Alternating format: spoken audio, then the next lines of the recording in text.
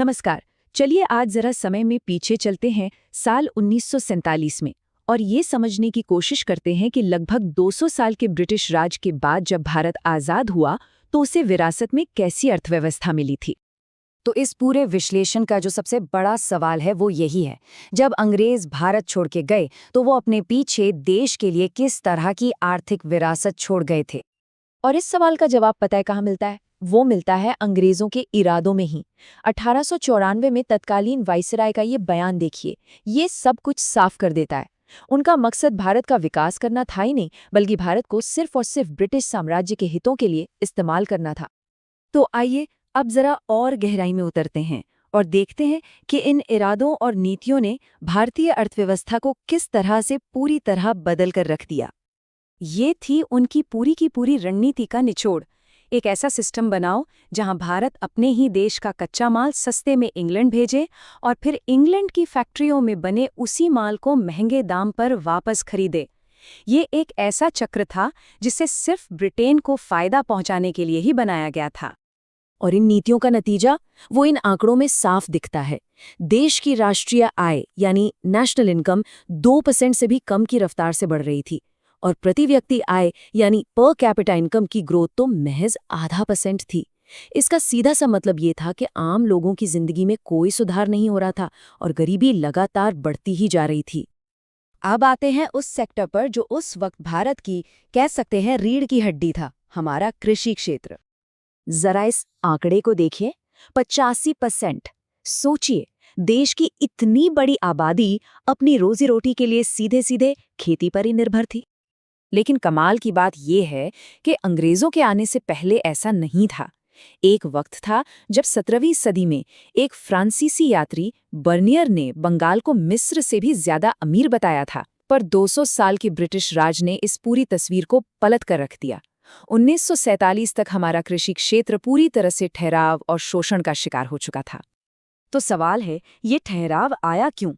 इसके पीछे कई बड़ी वजहें थीं।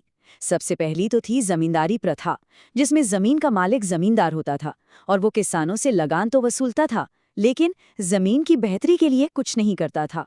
दूसरा, अंग्रेजों ने सिंचाई या नई तकनीक में कोई निवेश ही नहीं किया। और तीसरा, किसानों को चावल, गेहूं जैसी खाने की फसलों की जगह नील और कपास जैसी कमर्शियल फसलें उगाने पर मजबूर किया गया, क्योंकि इस कच्चे माल की जरूरत ब्रिटेन की फैक्ट्रियों को थी।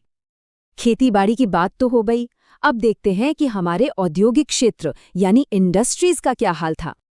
यहाँ एक बहुत जरूरी बात समझनी होगी।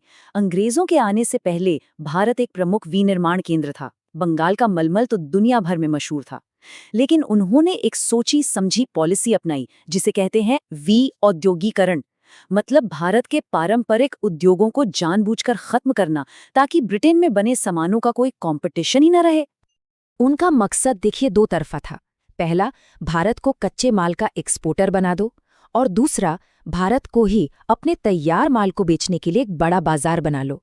इस दोहरी मार ने भारत की औद्योगिक तरक्की को पूरी तरह से रोक दिया।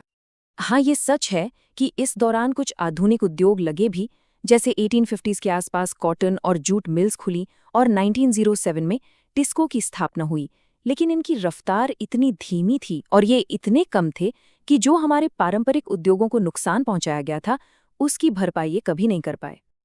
अब बात करते हैं व्यापार की, यानी ट्रेड की।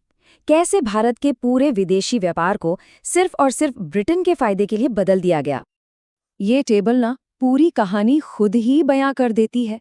एक तरफ देखिए, भारत से कच्चा कपास, रेशम, जूट जैसी चीजें एक्सपोर्ट हो रही हैं, और दूसरी तरफ उन्हीं चीजों से बने तैयार कपड़े और हल्की मशीनरी इंपोर्ट की जा रही है।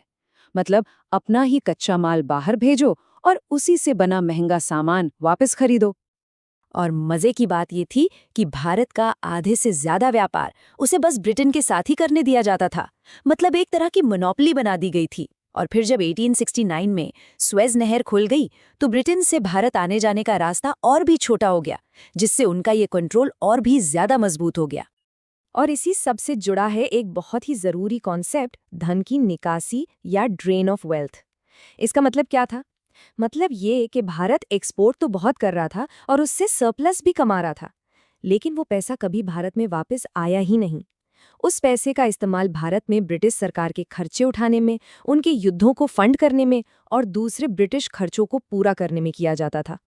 ये सब जो आर्थिक नीतियां थी, इनका असर सिर्फ आंकड़ों पर नहीं था, इसकी एक बहुत बहुत बड़ी मानवीय कीमत चुकानी पड़ी थी।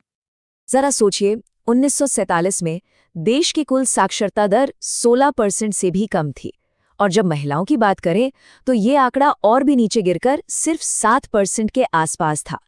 ये उस समय के सामाजिक पिछड़ेपन की एक बहुत ही भयावह तस्वीर है। अब ये नंबर देखिए, 218। ये क्या है? ये थी शिशु मृत्यु दर। इसका मतलब ये है कि उस दौर में पैदा होने वाले हर 1000 बच्चों में से 218 बच्चे अपना पहला जन्मदिन देखने से पहले ही दम तोड़ देते थे। और लोगों की औसत उम्र यानी लाइफ एक्सपेक्टेंसी वो थी सिर्फ 32 साल। अच्छी स्वास्थ्य सेवाओं की कमी और भयानक गरीबी की वजह से जिंदगी इतनी छोटी और मुश्किल थी। तो इन सब बातों के बाद सवाल फिर वही आता है कि जब 1947 में भारत आज़ाद हुआ तो उसे अंग्रेज़ों से विरासत में आखिर मिला क्या? अगर हम सब कुछ समेटें तो तस्वीर ये बनती है। भारत को मिली एक ऐसी अर्थव्यवस्था जो पूरी तरह से ठप पड़ चुकी थी, एक ऐसा कृषि क्षेत्र जो आबादी के बोझ तले दबा था, एक औद्योगिक आधार जो लगभग था ही नहीं, और चारों तरफ फैली हुई भयंकर गरीबी। और यही हमें हमारे आखिरी विचार पर लाकर छोड़ता है। जब बुनियाद ही इतनी खोखली और कमजोर हो तो कोई नया देश अपने आर्थिक भविष्य की इमारत आखिर कैसे खड़ी कर सकता था? ये वो विशाल चुनौती थी जिसका सामना स्वतंत्र भारत के निर्माताओं को करना था।